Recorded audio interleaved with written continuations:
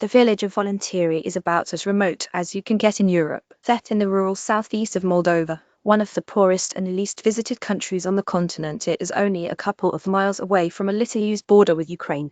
Yet Volintiri, which is surrounded by countryside filled with fields of wheat, corn and sunflowers, is in some ways perhaps superior to the great capitals of Europe such as Berlin, Paris, Rome and Madrid. This community of about 2,500 people is leading the way for Moldova when it comes to the movement for reliable, locally produced, independent energy.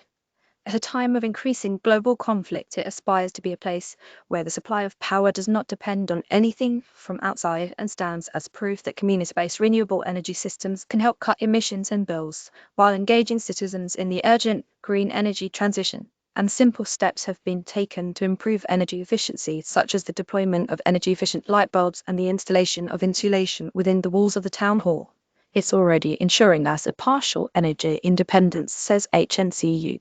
For many years, Moldova sourced 100% of its energy in one way or another from Russia. It received all its gas directly from Russia, and its electricity came from a power plant located in Moldova's breakaway region Transnistria, itself entirely powered by Russian gas. But since the full-scale war on Ukraine broke out in 2022, Moldova has faced huge challenges when it comes to its energy supply, with Russian fossil fuels no longer viable. Energy prices in the country have skyrocketed and some areas have even suffered blackouts. When the war started, we felt very vulnerable, says HNCU. Prices for energy went up a lot. To eat Volintiri's kindergarten in winter 2021 cost about 5,000 Moldovan lei per month, according to HNCU. By winter 2003, it cost more than 48,000 lei 2050 per month. We stopped using gas, we had to, and we switched to biomass, he says. Weighed down by negative news. Our smart, bright, weekly newsletter is the uplift you've been looking for. With the help of the Moldovan environmental non-profit Ecovisio, Volintiri installed a biomass heater in the kindergarten and sourced fuel in the form of biomass pellets made of wood and sunflowers from a neighboring region. The kindergarten's heating bills immediately halved. Its electric bills had dropped to before they were around 5,000 to 6,000 lei 296 a month, but the solar panels have already cut that by 2,000 lei, more than a third of the bill. In June, Volintiri's solar output reached a new monthly high of 1,500 kW, the equivalent of powering several homes.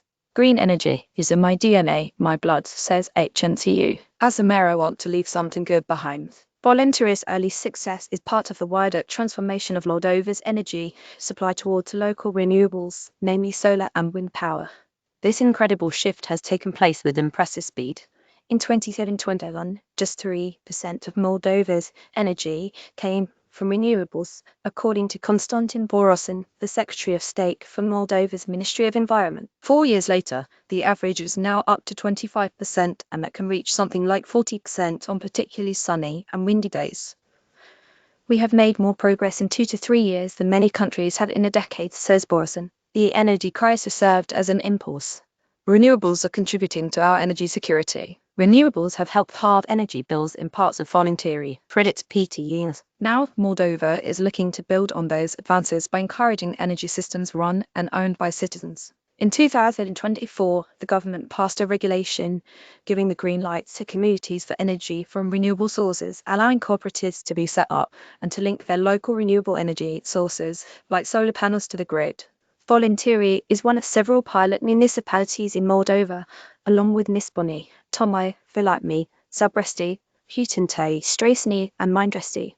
Proponents in Moldova say that energy communities are a way of keeping bills down, reducing carbon emissions, and creating a more resilient supply of power. Community-led renewable energy cooperatives in Moldova are a pioneering model for the region, said Mircea Dragomir, project officer at the United Nations Development Programme in Moldova, in an emailed statement. These energy communities empower citizens, local public authorities, and civil society organizations to generate, manage, and share clean energy, primarily solar, at the local level. Wait, you're not a member yet? Join the Reasons to Be Cheerful community by supporting our non-profit publication and giving what you can.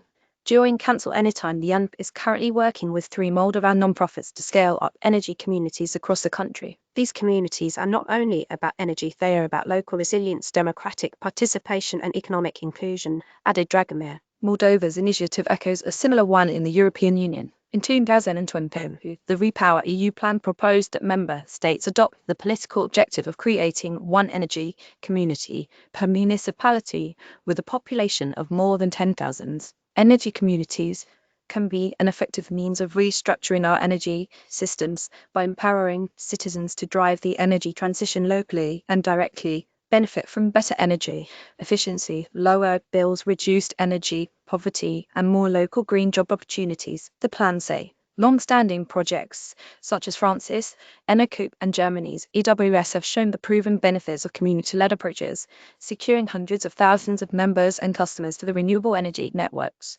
Birgit Bak-Jensen, a professor at the Department of Energy Technology at Aalborg University in Denmark, notes that these energy communities are an effective way of supporting the green transition since they overtly involve locals as beneficiaries.